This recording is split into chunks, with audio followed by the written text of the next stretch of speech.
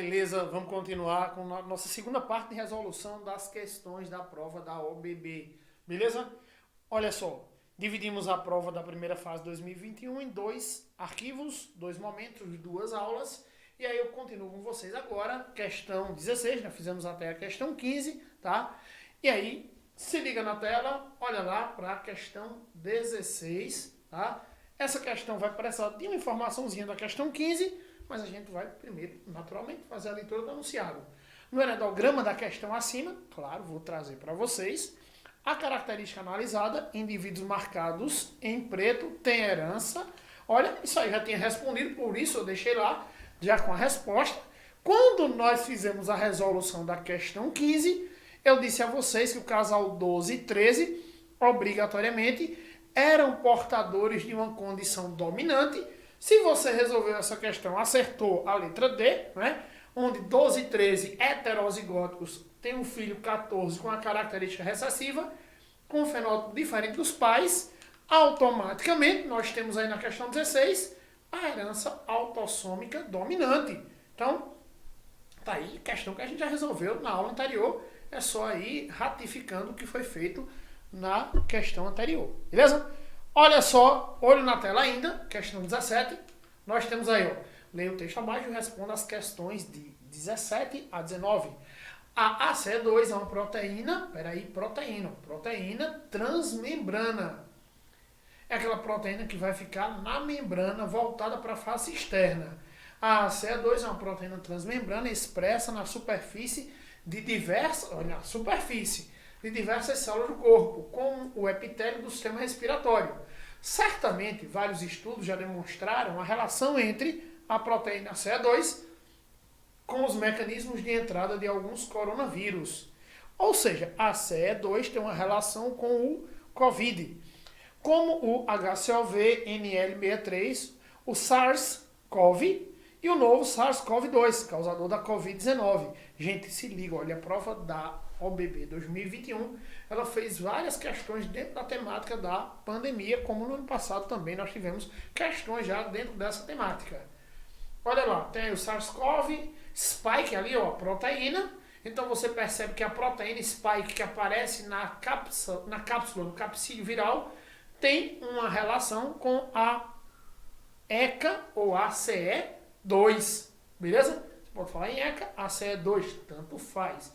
Trata-se da mesma proteína. Então existe ali uma afinidade entre ambos, daí ocorre o reconhecimento entre as proteínas.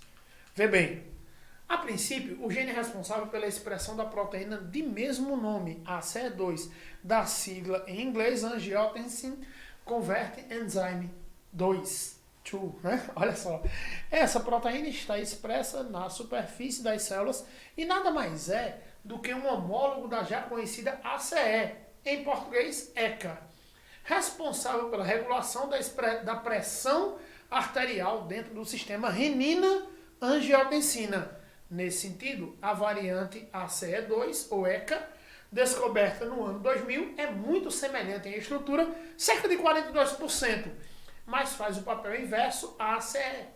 Enquanto a última faz vasoconstrição e, consequentemente, aumento da pressão arterial, a ACE2 promove a vasodilatação e diminui a mesma. O gene ACE2 é expresso especialmente em células pulmonares, renais e do trato respiratório superior. Daí a afinidade do vírus com esse sistema. Beleza? Olha só. A ACE2 possui como uma das funções a vasodilatação da arteríola eferente renal. Vasodilatação da arteríola, olha só, aferente renal. E com consequente queda da pressão arterial. Existem outros mecanismos fisiológicos que permitem que ocorra a mesma resposta. Dentre eles pode ser detectado qual seria um mecanismo aí para reduzir a pressão arterial. Secreção de aldosterona? Não. A aldosterona é um mineralocorticoide, aumenta a reabsorção de íons minerais para a corrente sanguínea, está reabsorvendo. Se eu tenho mais sal na corrente sanguínea, consequentemente intensifica-se o processo osmótico, aumentando a pressão arterial.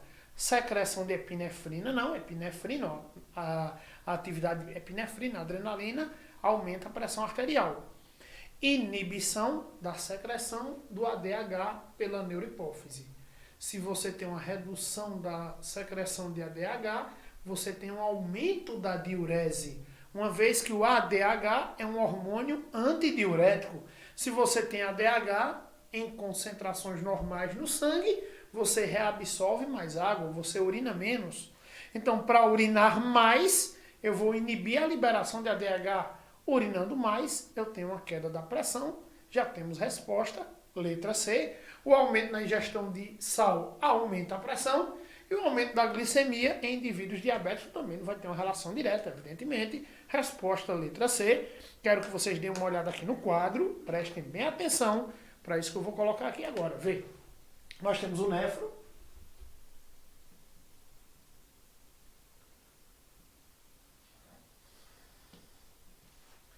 No mecanismo exposto na questão, no enunciado da questão, há uma vasodilatação da arteríola aferente. Olha lá aqui. Se eu tenho, presta bem atenção, uma vasodilatação da arteríola aferente, olha lá.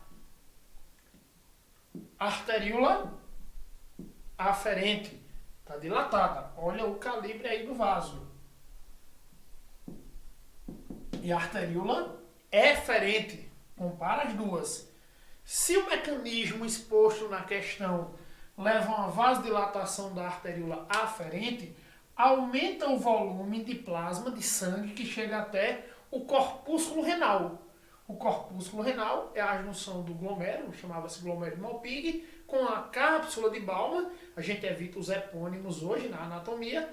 Então tem um maior volume de sangue chegando aqui. Se eu tenho um maior volume de sangue passando aqui, essa quantidade de sangue, na verdade, ó, passou aqui, passará por uma filtração e o plasma sanguíneo será conduzido para o túbulo contornado proximal. Se eu tenho um maior volume de filtrado passando aqui, se passa em maior volume, vai passar mais rápido. Logo eu vou ter uma queda na reabsorção. Ó, se liga nisso. Maior filtração. Se eu tenho maior filtração, por conta dessa condição colocada no enunciado da questão, maior filtração, menor reabsorção. Menor reabsorção, maior eliminação. Então vai aumentar a diurese. Se eu tenho um aumento da diurese, eu tenho uma queda da pressão. Beleza? Fica ligado nesse mecanismo importantíssimo. Vasodilatação, aumento da quantidade de sangue, aumenta a filtração, diminui a reabsorção, diminuindo a reabsorção, aumenta a diurese e hipotensão, cai a pressão. Beleza? Tranquilidade, fácil. Olho na tela para nós passarmos para a nossa próxima questão. Espero que tenha ficado bem claro aí. Beleza? Tranquilidade. Vamos lá. Muitos pacientes graves de Covid apresentam complicações renais, sendo em alguns casos indicada a hemodiálise. Olha aí. A hemodiálise é um tratamento que realiza a filtragem das substâncias indesejáveis do sangue através de uma máquina, né? É muito legal a gente pensar assim, na verdade o que é filtrado é o plasma sanguíneo, a parte líquida, beleza? Ou seja, o procedimento funciona como um rim artificial. O tratamento é imprescindível para manter a vida da pessoa que perdeu a função renal. Então temos aí, olha, um equipamento mostrando aí a atividade do rim artificial, processo de hemodiálise. O rim é um órgão fundamental para a sobrevivência humana. Além da eliminação de excretas, ele participa de diversas outras funções, com exceção de eliminação de substâncias em excesso, naturalmente, excesso de substâncias como sais, os compostos que não são mais úteis ao organismo de pequenas dimensões, tá? Como a ureia, eliminação de proteínas. Opa, gente, muito cuidado, nós não podemos eliminar proteínas pelos rins. Uma vez que proteínas são macromoléculas, então em condições normais nós não eliminamos proteínas. Se fizermos a eliminação de proteínas, temos um quadro de proteinúria. E isso é representativo de lesão glomerular, lesão renal. Beleza? Então, como é uma exceção, resposta letra B, encontramos já a nossa resposta.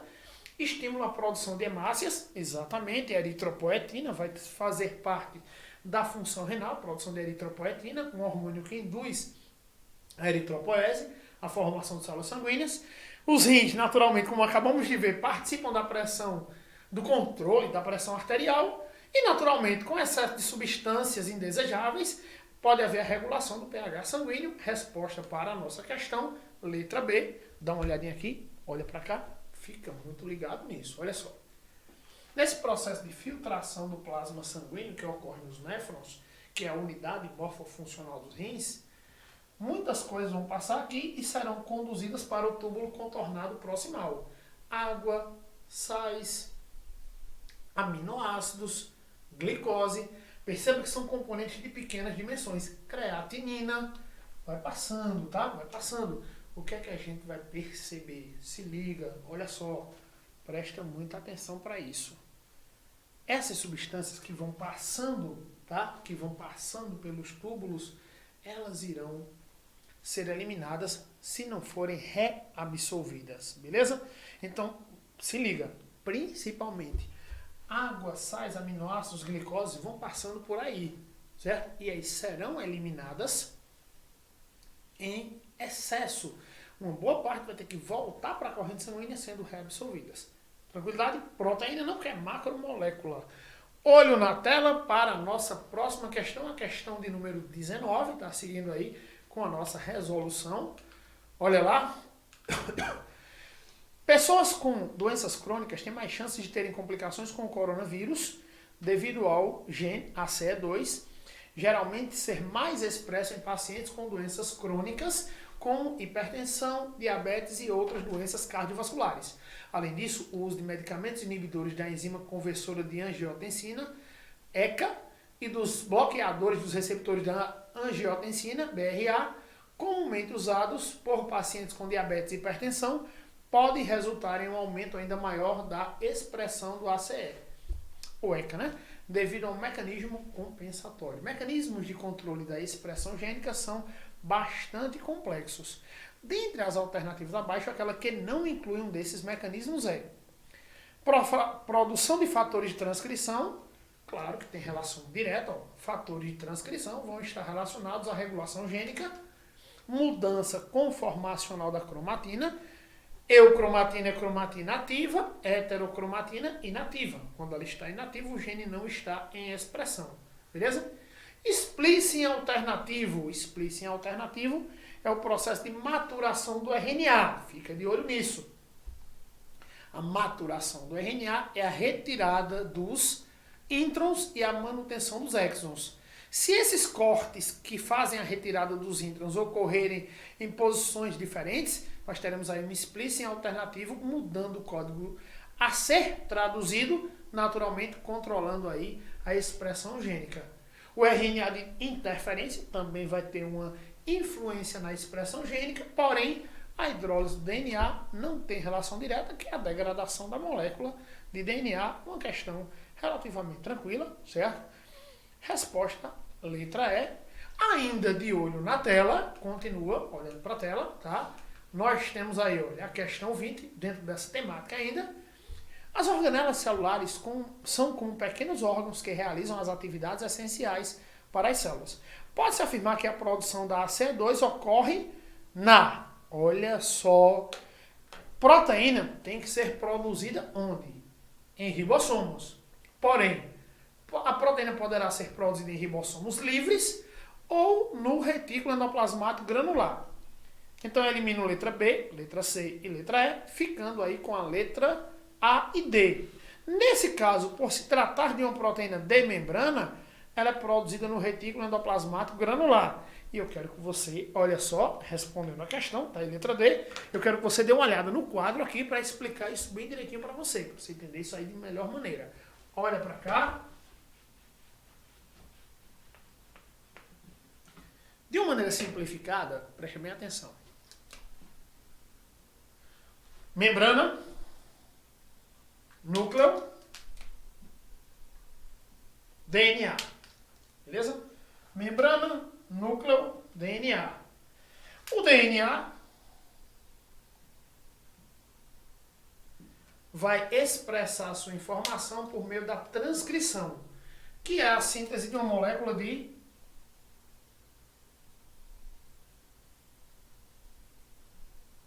RNA. O RNA transcrito, ele vai trazer em si introns e exons. Introns são segmentos inativos do RNA. Exons são segmentos ativos. Então, a retirada dos introns é o que a gente chama de splicing ou splicing, beleza? Eu tenho a maturação do RNA. Depois de realizada a maturação do RNA, ele sempre, em todas as condições, ele irá para o citoplasma.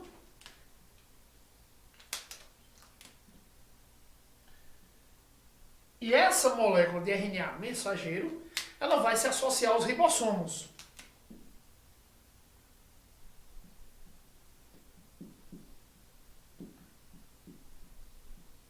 Formando polissoma ou poliribossoma. Nesse momento, nós temos o início da tradução. Transcrição, tradução, que resultará na produção de uma proteína, síntese proteica.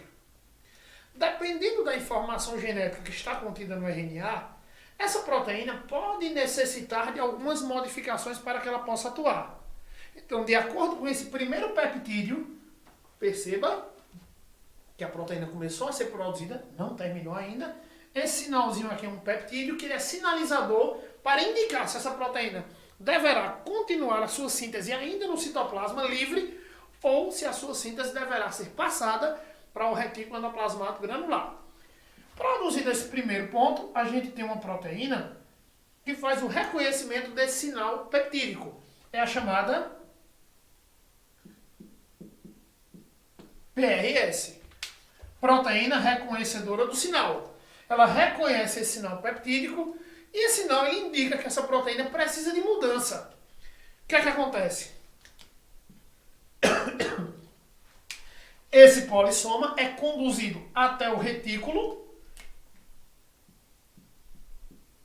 formando assim o retículo endoplasmático granular, caracterizando assim o retículo endoplasmático granular. A síntese proteica continuará. Veja que saiu daqui, ó, e veio para o retículo. A proteína produzida será conduzida para o Golgi.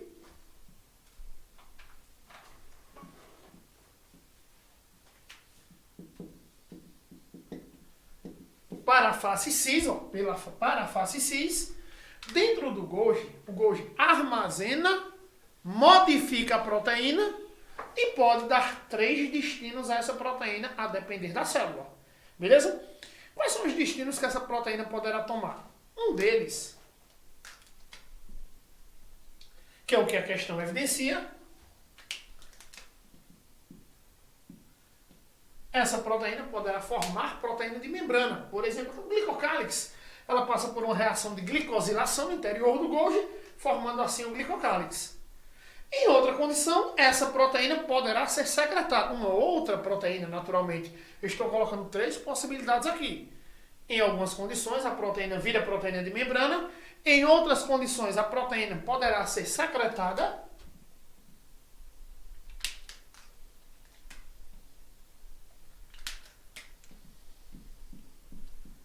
Ou então, formar os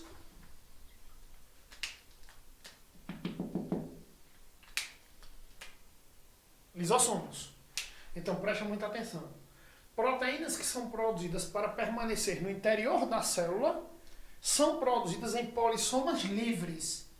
Se a proteína forma proteína de membrana, se ela é secretada ou se ela forma lisossomo, ela tem que passar para o retículo granular e Golgi. Beleza? Então, evidenciando aí, cara, justificando aí a questão de número 20. Beleza? Olho na tela para a gente passar para a nossa próxima questão. Isso aqui que a gente acabou de ver é muito importante. dá aquela parada nas aulas, faz anotações, isso aí vai te ajudar muito em outras provas que você venha fazer, beleza? Vamos lá. Então, olha só. Leia o texto abaixo e responda as questões 21 a 24. Brasil, um possível celeiro de novas variantes do coronavírus. Então, vamos para o texto. Olha só. Grande número de casos, medidas de restrição não respeitadas, falta de sequenciamento do vírus e vacinação lenta fazem do país um caldeirão de mutações. Mundialmente, já foram detectadas quase 1.000 variantes do coronavírus. Uma média de 60 a 100 circulam no Brasil. No último dia 12 de março, mais uma versão originada aqui foi descoberta. A provisoriamente nomeada VOI N9. Olha só, tá aí a fonte, tá? Depois você dá uma olhada. E aí nós temos... Gente, novas variações virais são resultantes da alta taxa reprodutiva dos vírus e a ausência de um sistema enzimático que faz a correção das possíveis mutações. Lembrando sempre que as mutações são eventos aleatórios que podem trazer características positivas, negativas ou neutras ao organismo. O grande número de casos de indivíduos infectados pelo coronavírus aumenta os riscos de surgimento de novas variantes no Brasil. Isso ocorre por quê? Mutações ocorrem ao acaso, evidentemente. E quanto maior o número de vírus em replicação, maior o risco do seu surgimento. Questão aí fácil. Letra A traz a resposta, tá? Como eu disse, variações, mutações sempre irão surgir ao acaso. Lembra disso? Podendo ser positivas, negativas ou neutras. Olho na tela ainda, questão bem simples, certo? Embora as variantes acumulem dezenas de mutações, as mutações que mais preocupam quanto à eficácia das vacinas ocorrem nas proteínas spike, aquela que a gente viu lá na questão lá atrás, localizadas na superfície do capsídeo viral. Olha lá. Mutações nessas proteínas podem reduzir a eficácia da vacina, pois essas proteínas são tóxicas ao organismo humano e, dessa forma, vírus mutantes podem tornar-se mais letais. Reconhecidas pelos linfócitos responsáveis pela memória imunológica. Exatamente, gente, olha aí. Há uma relação de reconhecimento entre a proteína spike que aparece no capsídeo viral e as células que fazem esse reconhecimento, que são linfócitos, tá? Mas é uma questão também relativamente fácil, simples, que exige conceitos básicos, principalmente aí para você que é aluno que vai fazer OBB, certo? Então temos aí, olha, resposta letra B, tá? Quando a gente fala em proteínas tóxicas, a gente fala muito com relação à letra A, atividade bacteriana, beleza? Na letra C fala em metabolismo viral, não existe. Pode se ligar a anticorpos inibindo sua ação, não. A atividade viral vai estar relacionada à célula de defesa. Agem catalisando, não são enzimas, são proteínas de reconhecimento. Então, resposta letra B. Continua de olho na tela ainda para a questão 23. O sequenciamento do RNA do coronavírus, olha aí, o vírus de RNA, bem como das variantes, pode nos ajudar a entender novos mecanismos de combate, bem como a eficácia das diversas vacinas em relação às novas variantes que vêm surgindo. Nesse processo é registrada a sequência de gente. O DNA é formado por nucleotídeos e o que vai definir o código genético é a sequência das bases nitrogenadas. Então, se você faz o sequenciamento do RNA, você está sequenciando as bases nitrogenadas. Mais uma questão fácil aí. Letra E a resposta. De olho na tela ainda. Olha só. Além das mutações, os fatores evolutivos são importantes na promoção da variabilidade genética nos seres vivos. Dentre os fatores abaixo, aquele que não corresponde a um mecanismo de geração de variabilidade, olha só, reprodução sexuada precisa da formação de gametas, tem um crossing over, isso gera variabilidade. Matei a letra A e a letra B.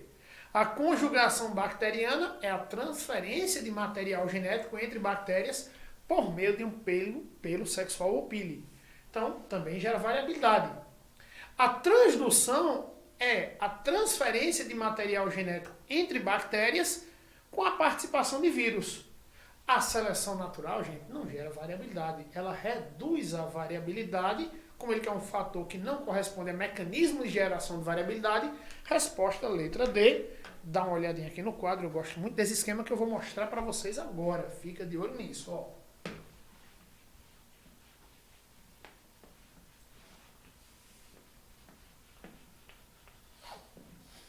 Vê bem, preste bem atenção para isso. Mutação, recombinação gênica, reprodução sexuada, todos esses fatores que eu acabei de colocar, mutação, recombinação, reprodução sexuada,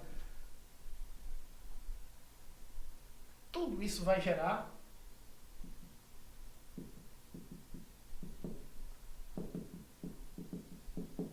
e quando eu falo mutação, por exemplo, vão trazer variáveis positivas, negativas ou neutras. Quem é que vai te dizer se essa mutação, se essa variação ela é positiva, negativa ou neutra? O meio, pelo processo de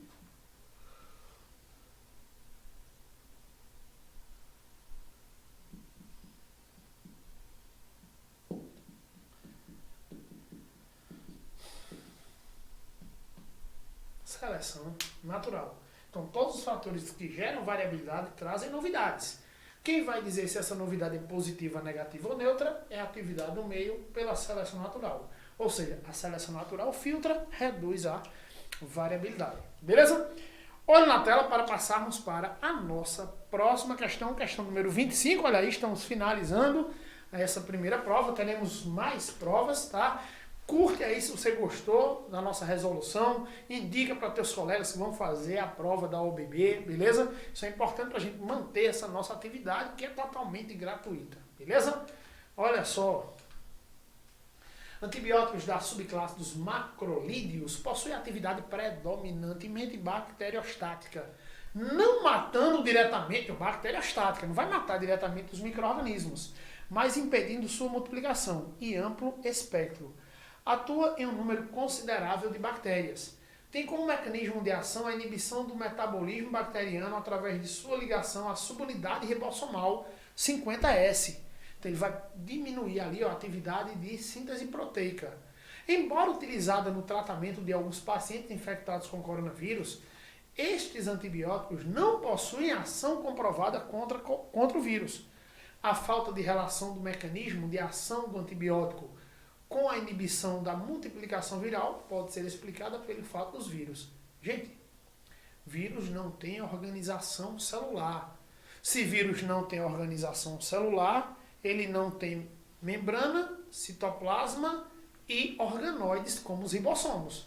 Se o antibiótico atua nos ribossomos e vírus não tem ribossomo por ser acelular, justificamos aí a nossa resposta, que é a letra C. Vê bem, vírus, seres eucariontes não, procariontes não, utilizarem os ribossomos da célula hospedeira que serão inibidos pela ação dos macrolídeos. Eu quero um fator que explica por que o macrolídeo não tem influência sobre o vírus. Porque os vírus são acelulares e por isso não apresentam metabolismo próprio. Aí não dependerem de nenhum tipo de de maneira nenhuma, a resposta é a letra C, tá? Uma questão muito simples, gente, que fala da característica geral dos vírus. Continua olhando para a tela, leia o texto abaixo e responda as questões 26 a 28. O isolamento social continua sendo uma das principais recomendações dos especialistas de saúde para a prevenção ao coronavírus. Entretanto, ficar em casa sem poder seguir a rotina habitual não é uma tarefa fácil, causando em alguns casos sintomas de estresse, ansiedade e depressão.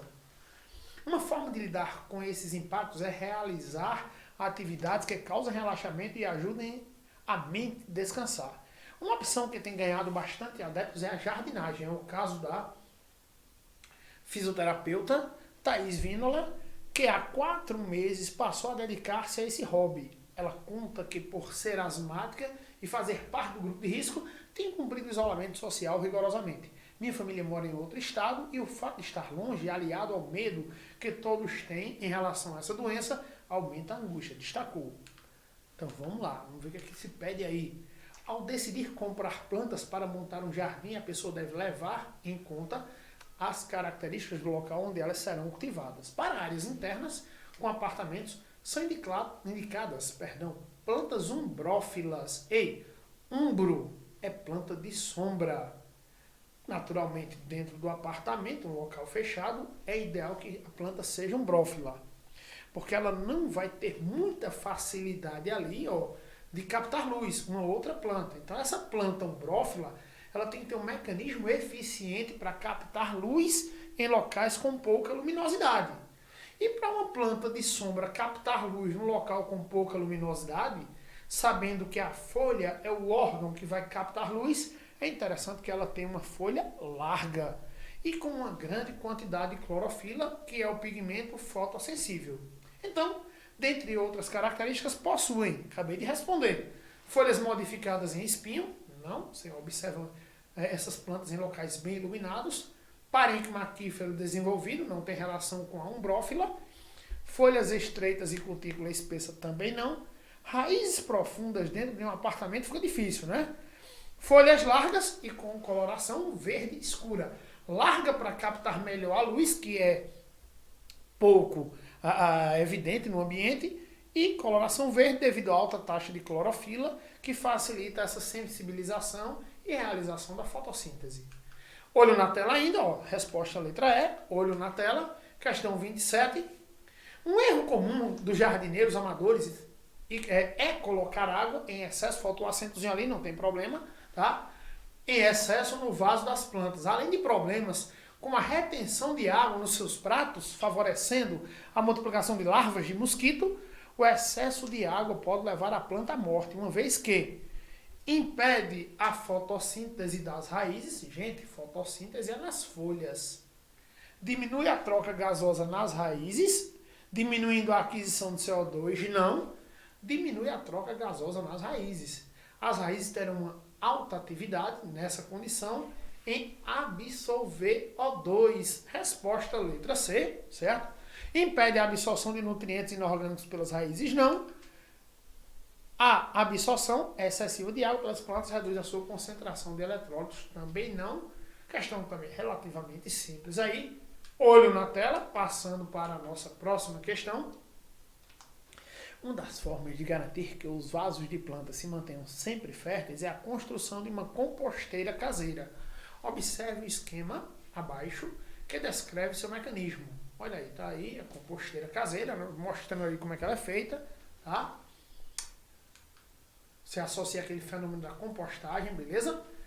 Composteiras podem contribuir com a diminuição da produção de lixo residencial. Você usa na compostagem o lixo orgânico como adubo, daí a composteira, bem como garantir a produção de um composto eficaz à fertilização de jardins.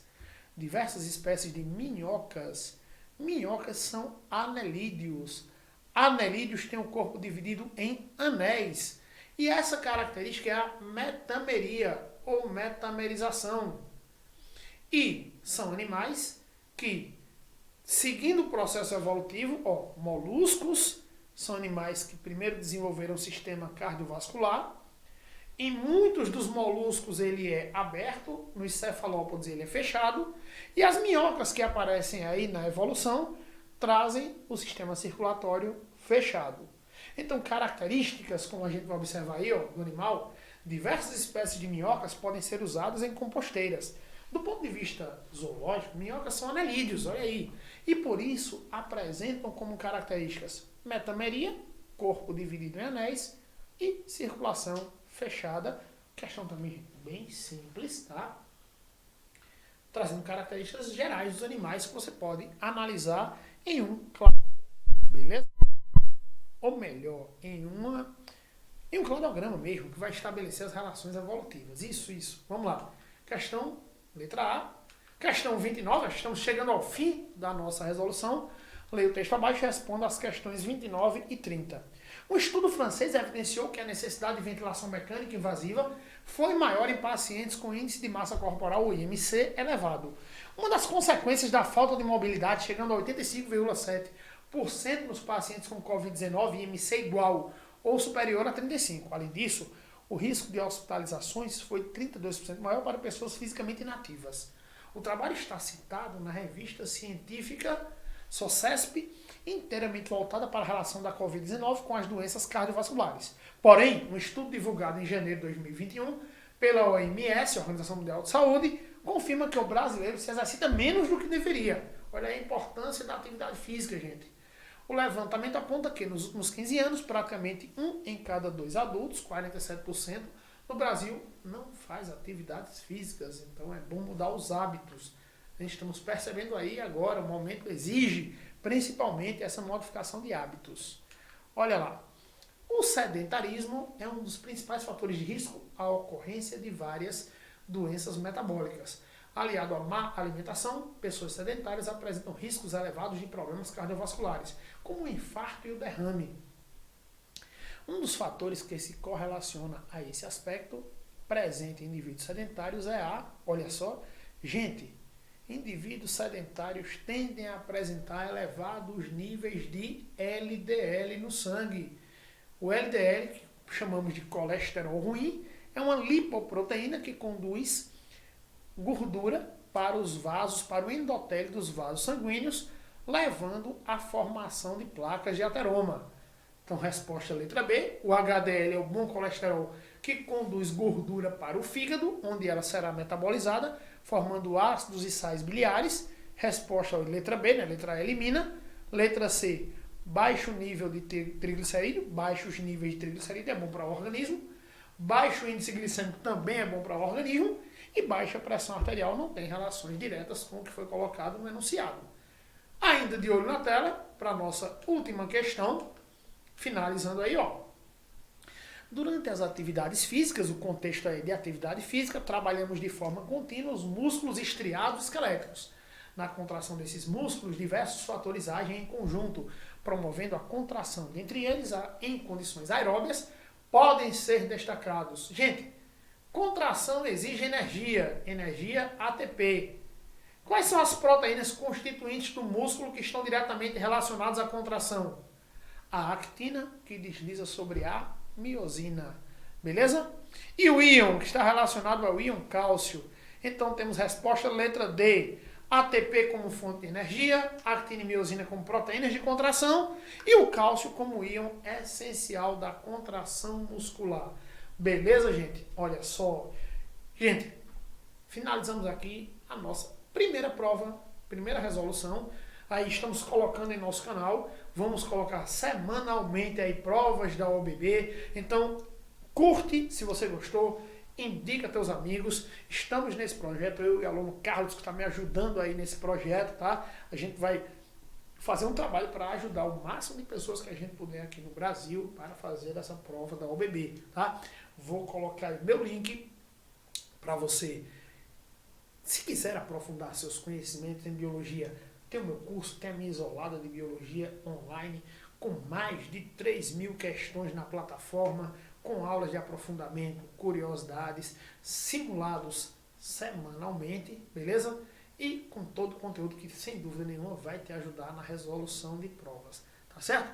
Um grande abraço a todos vocês, continuem seguindo o nosso trabalho, sigam o nosso canal, indiquem e curtam. Valeu, gente!